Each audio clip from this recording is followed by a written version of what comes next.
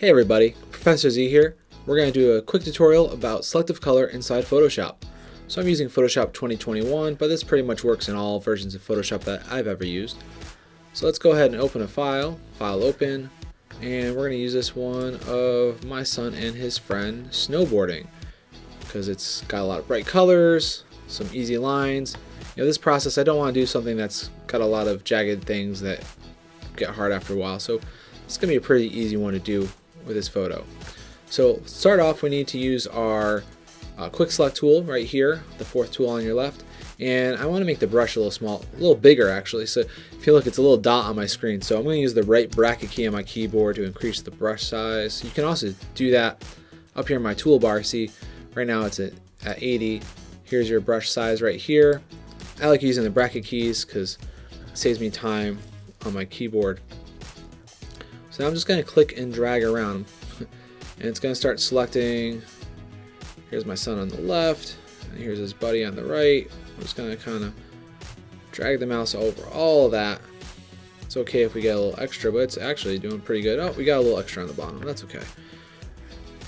Make sure I get all the snowboard over here on the left. Oh, I got a little snow. That's okay, because we're going to go in and fix all that in a moment. So here we go. We got a good coverage.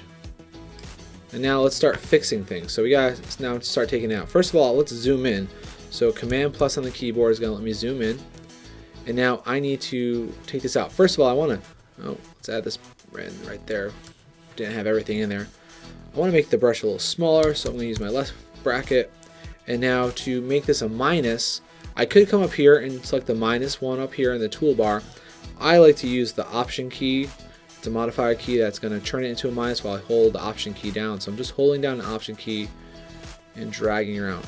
Now don't do too much at once, because every time you make a mouse click, it adds a new event here in your history. In fact, if you open up my history here, here's every time I've clicked the mouse so far. So if I can always go back one step if I need to go back a couple steps, like so. So now I'm really just going to be going around and adding and subtracting, making sure I got, I get all the coat collar there, because the computer's good, but doesn't know everything. So we gotta tell the computer what's what sometimes. Looks pretty good there. Maybe zoom in a little bit more just to make sure we get all the detail. Oh, look at that. We got a little bit of snow in there we gotta get rid of. Oops, get rid of this snow over here. Look at this.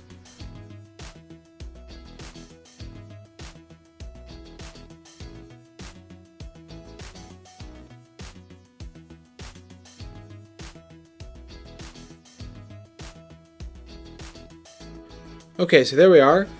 Everything is selected that we want selected, and I've taken out things we don't want.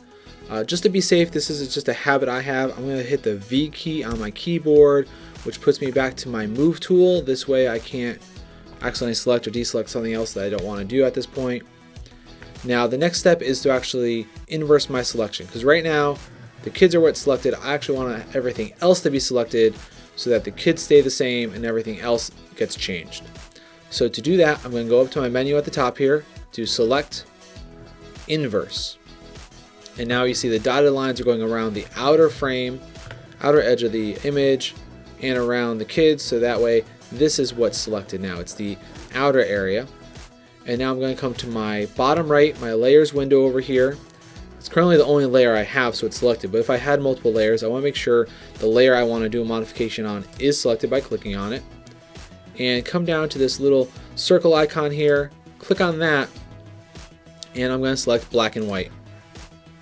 And that's it. The kids are still in color. The image pops even more than it did before.